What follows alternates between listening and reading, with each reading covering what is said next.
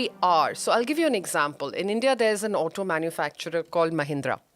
And they, in fact, have their sort of chief of sustainability very much part of the key production manufacturing team that kind of reports to the board. And the chief of sustainability is kind of tasked with trying to see how the manufacturing process of the cars can be more green, can be more sustainable.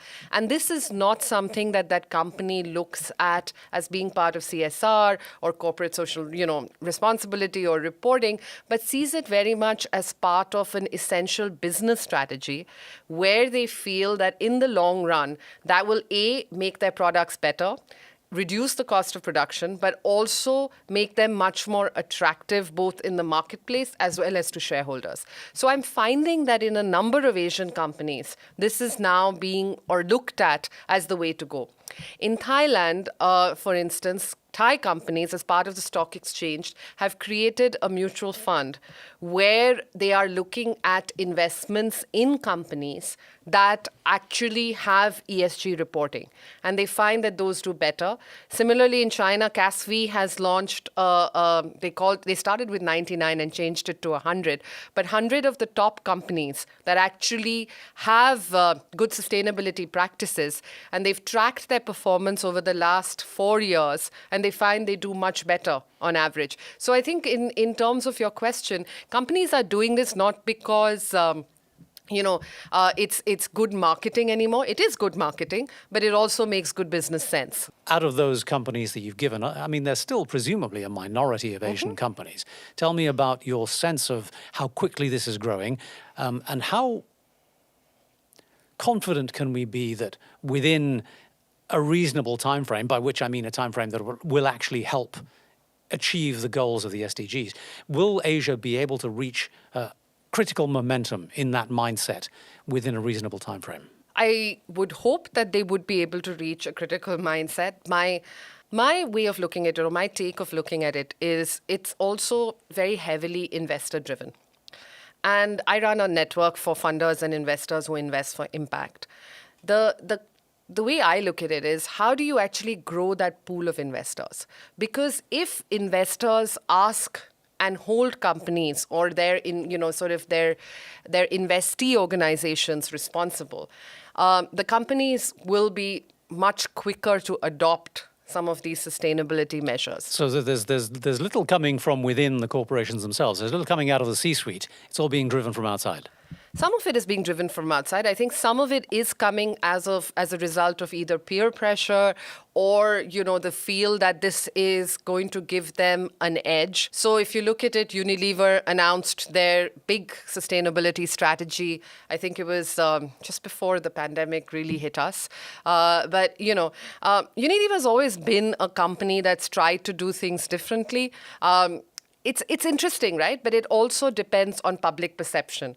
And I don't know if you read, but yesterday or day before yesterday, they talked about removing Fair and Lovely, which is one of their biggest selling products in Asia. Oh, they've actually addressed that, have they? They've actually addressed that, which Okay. is, a long time coming, I have to say. A very long time. It's happened because, again, I believe of sort of public momentum, public pressure that's come about as a result of, this whole Black Lives Matter movement. But it's interesting, right? It's also shown us how corporates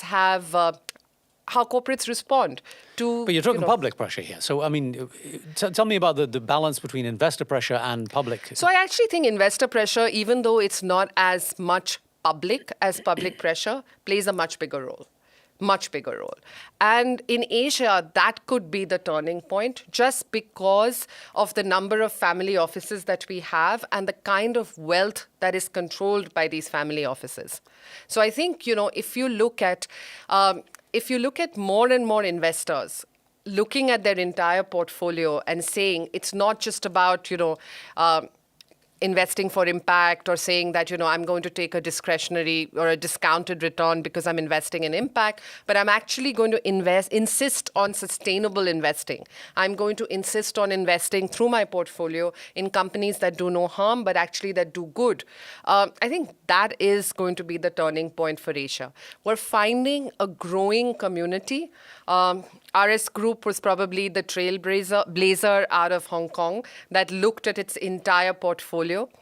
Where I think the sticking point is that a lot of financial advisors haven't caught up with this and are unable to help structure portfolios or unable to offer the kind of advice and guidance that investors need to be able to do this. Interesting, because I began this conversation thinking, how can we think about helping corporates and C-suites to begin to deal with that transition from a slightly less committed mindset, shall we say, to a more ESG-minded mindset, but actually maybe we should talk about where you're saying the bigger impact lies is convincing the investment companies and the advisors to actually put the pressure on.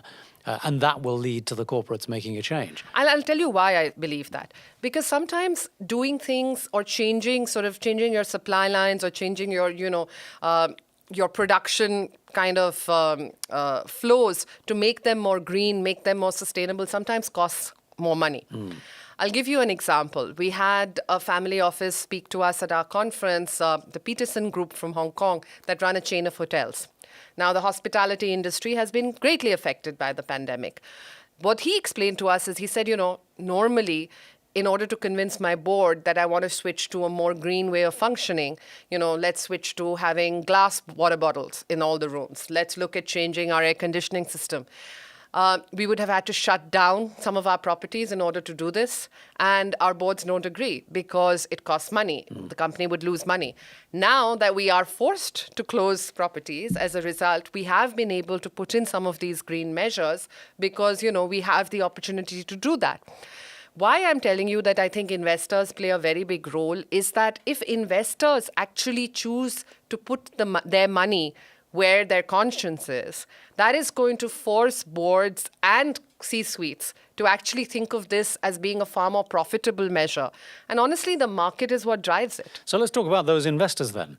Who are the influential players in this? What kind of investors are these people, and how do we begin to consider their situation and perhaps try and affect it? So there are a couple of groups here that I think are important.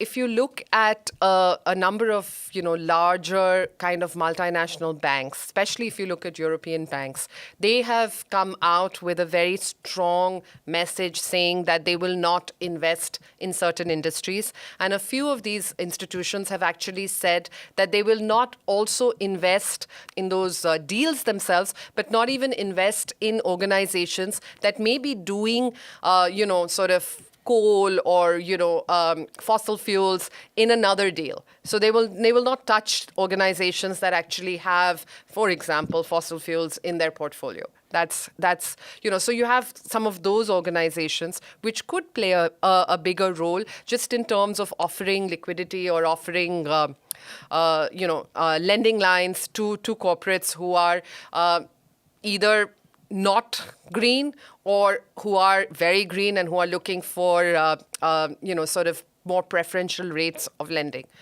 But more than that, in Asia, actually, I think it's family office money. I think, rather than institutional lenders, I think family offices control the key in terms of making that ask, both from their own wealth advisors who are in different financial institutions, but also in the decisions where they make, where they want to invest their money. And the majority, I think you'll agree, are still of the mindset that investing in the most profitable companies is what they need to do, not investing in the best companies. Absolutely. So chart a path for those people still in that mindset. How does change occur in an organization like that is still yet to agree that they need to think differently? So I think part of it is the very clear mindset or the clear kind of left brain, right brain way of thinking, right? Where you think that, if I'm looking to make the world a better place, I am actually thinking through my philanthropic part of my wallet, which in almost all cases, unfortunately, is never more than 5% of your wallet. But and the other 95%, I'm here to make money. And that's the reason I'm here. And that's what I have also told my investment advisors.